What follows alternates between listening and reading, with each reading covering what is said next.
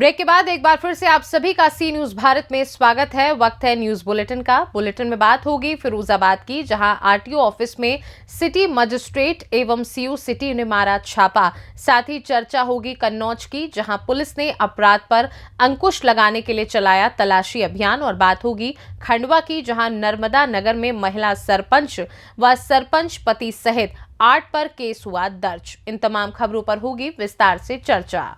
फिरोजाबाद जिले में ARTO office में सिटी मजिस्ट्रेट और सीयू सिटी ने छापेमार कार्यवाही की है, जिसमें एक बाहरी व्यक्ति को गिरफ्तार किया गया है। फिलहाल पुलिस पकड़े गए युवक से पूछताछ कर रही है। पकड़े गए युवक के पास से कुछ दस्तावेज बरामद हुए हैं, जबकि ऑफिस के अंदर से कोई भी व्यक्ति नहीं पकड़ा गया। एआरटीओ सिद्धार्थ यादव ने कहा कि आज पुलिस और सिटी मजिस्ट्रेट के द्वारा छापेमार कार्यवाही की गई है और आगे भी ऐसी कार्यवाही होती रहेगी, जबकि विभाग में सारा काम ऑनलाइन संबंधित है। अगर कोई बाहरी दलाल संज्ञान में आता है तो उसके विरुद्ध सख्त कार्यवाही करेंगे। क्योंकि एक व्यापार मंडल द्वारा जो है एक IR डाला गया था कि यहाँ पे दलाल लोग हावी हैं, तो उसी क्रम में जो है आज हम और हमारे सीओ द्वारा जो है संयुक्त टीम जो है किया गया और देखते ही काफ़ी लोग भाग गए, लेकिन एक आदमी पकड़ा गया है जिसके पास 8-10 पेपर हैं जो काम कराने के लिए लाया था। उसको जो है ऑफिस के बाहर उसको अटैच कर लिया, मतलब उसको जो है थाने को सूचित कर दिया गया है। कार्यालय में किस तरह की कार्रवाई नहीं रही? आरटीओ कार्यालय में किस तरह कोई इस तरह कोई? आरटीओ कार्यालय में तो इस तरह नहीं मिला, क्योंकि हम आरटीओ कार्यालय में भी हम लोग देखे, यहाँ पे इस तरह प्रकरण नहीं आया। बाहर देखा गया तो बाहर इस तरह मिले, तो उनके खिलाफ कार्रवाई की गई है, वो दे दिया गया है और आरटीओ से बताया गया है कि नियमानुसार जो है पूरी कार्रवाई करेंगे। सर, व्यापार मंडल से धरना देने की कह रहा भ्रष्टाचार के खिलाफ कल भाई हम लोग प्रयास कर रहे हैं कि मतलब इस तरह कोई वारदात न होने पाए, और उनसे मैं बल्कि अनुरोध और अपील दोनों करूंगा कि अभी धरना प्रदर्शन न करें। इसके बाद भी हम लोग जो है यहाँ छापा मारते रहेंगे और देखते रहेंगे कि इस तरह कोई कार्रवाई न हो। देखिए, अभी कुछ देर पहले हमारे कार्यालय में हमारे जो सिटी मजिस्ट्रेट महोदय हैं और सीओ सदर महोदय हैं, ये दोनों लोग आए थे और कुछ फोर्स के साथ आए थे। ऐसी कुछ शिकायतें बता रहे हैं कि प्राप्त हुई थी कि कार्यालय में बाहरी व्यक्ति ज़्यादा आते जाते हैं।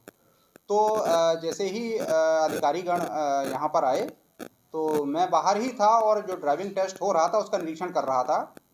तो मैं उनके साथ गया और पूरे कार्यालय के प्रत्येक पटल का मैंने निरीक्षण करवाया। इसके साथ ही जो भी आवेदक कार्यालय में थे उन सभी को बुला करके पूछताछ की गई कि वो सब किस कार्य के लिए आए हैं। तो जो भी व्यक्ति कार्यालय के अंदर मिले सब अपने अपने किसी न किसी कार्य के लिए ही आए थे, और हमारा कार्यालय में जो भी व्यक्ति आता है उसका कार्य अब तो ज़्यादातर ऑनलाइन हो गया है। सारी फ़ी ऑनलाइन कटती है, आवेदन भी ऑनलाइन होता है। सिर्फ कुछ मामलों में जहाँ गाड़ी सीन होनी है या कोई एफिडेविट लेना है तो उसके लिए ही जो वाहन स्वामी है वो कार्यालय में आता है। तो इसी तरह के कार्य के लिए वो यहाँ पर आए हुए थे। कुछ लोग लाइसेंस का बायोमेट्रिक कराने या टेस्ट देने भी आए हुए थे। कुछ लोग अपनी गाड़ी फिटनेस के लिए या अन्य काम के लिए सीन कराने आए थे। तो कार्यालय परिसर के अंदर कोई भी ऐसा व्यक्ति नहीं पाया गया जो किसी तरह का अनधिकृत कार्य करता हो, सभी आवेदक ही थे। उसके पश्चात बाहर रोड पर, जो कि हमारे कार्यालय की सीमा में नहीं है, वहाँ पर ये लोग गए। वहाँ पर कुछ एक व्यक्ति ऐसा उनको मिला जो कुछ लोगों के आधार कार्ड और ड्राइविंग लाइसेंस लिए हुए था, तो उसको फोर्स के द्वारा पकड़ा गया।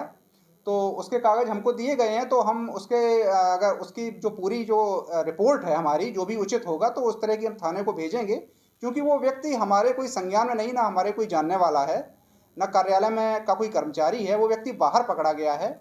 तो हम जो भी हमारे तथ्य जो हमारे संज्ञान में होंगे वो रिपोर्ट भिजवाएंगे। हमारे कार्यालय में तो इस तरह की कोई भी चीज़ संज्ञान में नहीं आई है कि जिस पर की प्रश्न उठाया जा सकता हो। सर, व्यापार मंडल के लोग कार्यालय के अंदर धरना देने की बात कर रहे हैं, आगे क्या है? देखिए, व्यापार मंडल द्वारा धरना देने की बात मेरे संज्ञान में सिर्फ मीडिया के द्वारा ही आई है। कभी कोई व्यापार मंडल का सदस्य मुझसे पिछले 1 महीने से या उससे ज़्यादा समय से मैं हूँ, मुझसे नहीं मिला कभी किसी कार्य के लिए। और जो लोग भी यहाँ मेरे पास किसी कार्य के लिए आते हैं तो उनका कार्य नियमानुसार कराया जाता है, या कार्यालय में किसी भी पटल पर आएँ।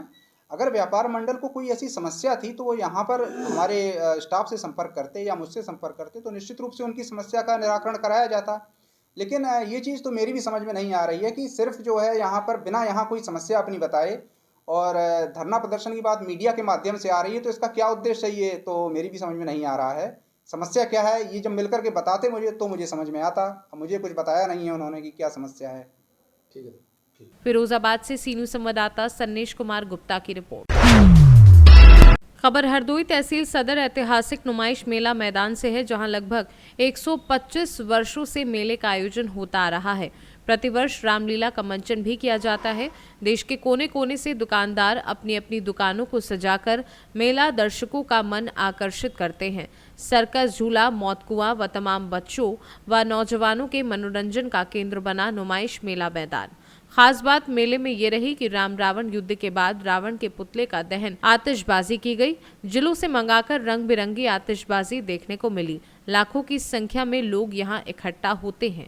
मेला कमेटी अध्यक्ष राम प्रकाश गुप्ता, जिला पंचायत अध्यक्ष प्रेमावती, वहीं के वर्मा, पूर्व नगर अध्यक्ष उमेश अग्रवाल आदि लोग इस मौके पर उपस्थित रहे।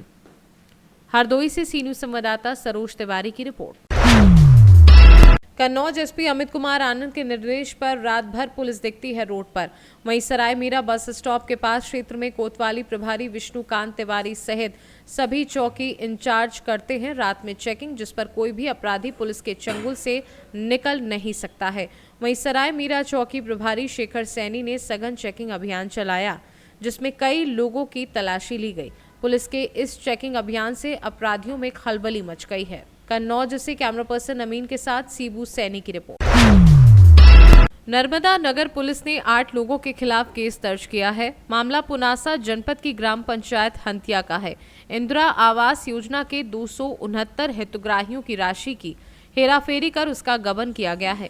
मामले की जांच कर रहे अधिकारी ओम प्रकाश शौर्य ने बताया कि 2012 से 2022 तक ग्राम पंचायत में बड़े स्तर पर भ्रष्टाचार किया गया है, जिसमें हितग्राहियों की राशि के गबन के मामले में ग्राम पंचायत सरपंच मधुबाला, सरपंच पति महेंद्र सिंह, कियोस्क संचालक दीपक गुर्जर, राकेश गुर्जर, ज्ञान सिंह आशाराम, नानक राम ठाकरे, तत्कालीन सचिव व आनंद जैन के विरुद्ध थाना नर्मदा नगर में आरोपित के खिलाफ धारा 420, 406, 409, 120 बी के तहत मामला दर्ज करवाया गया है। थाना नर्मदा नगर पे अपराध क्रमांक 448/24 धारा 420, 409, 406, 120 बी के तहत अपराध पंजीबद्ध किया गया है। इसमें श्रीमती मधुबाला सरपंच, पति महेंद्र सिंह, सरपंच पति महेंद्र सिंह और किर्लोस्कर संचालक दीपक गुर्जर, राकेश गुर्जर, ज्ञान सिंह, श्री आसाराम, नानक राम ठाकरे एवं आनंद जैन सहायक कृषि विस्तार अधिकारी के खिलाफ अपराध पंजीबद्ध किया गया है, विवेचना में लिया गया है। ये असल दस्तावेज प्राप्त किए जा रहे हैं और अभी कुछ दस्तावेज और प्राप्त करना है सर। अपना और आरोपियों की गिरफ्तारी होना है जी सर। अपना खंडवा से सी न्यूज संवाददाता ललित दुबे की रिपोर्ट। जिला कांग्रेस कमेटी साहिबगंज की एक महत्वपूर्ण बैठक साहिबगंज शहर के होटल अभिनव श्री होटल में संपन्न हुई। बैठक की अध्यक्षता जिला कांग्रेस कमेटी के अध्यक्ष बरकतुल्ला खान ने की। बैठक मुख्य रूप से जिले के सभी बूथ पर बीएलए बनाने की प्रक्रिया से संबंधित प्रदेश से मिले दिशा निर्देशों को जिला के पदाधिकारियों और कांग्रेस जनों के बीच पहुंचाते हुए प्रत्येक बूथ पर बीएलए का चयन और ऑनलाइन आवेदन कर जल्दी से जल्दी पूरा करना है। बैठक में उपस्थित सभी पदाधिकारियों को बीएलए का ऑनलाइन आवेदन भरने की ट्रेनिंग दी गई। साथ ही कई पदाधिकारियों को ऑनलाइन आवेदन भराकर उनसे संबंधित बूथ का बीएलए भी बनाया गया। बीएलए बनाने की इस ऑनलाइन प्रक्रिया में तेजी लाने के लिए जिला से लेकर प्रखंड के कई पदाधिकारियों को जिम्मेवारी मिली। बैठक को संबोधित करते हुए अध्यक्ष बरकतुल्ला खान ने कहा कि चुनाव प्रक्रिया में बूथ एजेंट की भूमिका बेहद महत्वपूर्ण होती है। पार्टी के विश्वासी लोगों को ही ये जिम्मेदारी सौंपी जानी चाहिए। बेहद सक्रिय और समाज से जुड़े हुए कार्यकर्ताओं को ही बीएलए बनाने पर जोर देना है। बल्कि पार्टी पदाधिकारियों से मैं अपील करता हूं कि आप स्वयं अपने बूथ का बीएलए बने, ताकि बूथ पर किसी भी तरह की गड़बड़ी को रोका जा सके। जिले के सैकड़ों कांग्रेसी कार्यकर्ता इस दौरान मौजूद थे। साहिबगंज जिले से सी न्यूज संवाददाता संतोष शर्मा की रिपोर्ट। ये तो थी बुलेटिन की कुछ खास खबरें। वक्त है एक छोटे से ब्रेक का। ब्रेक के उस पार हम आपको मध्य प्रदेश की रीवा की खबर से करवाएंगे रूबरू।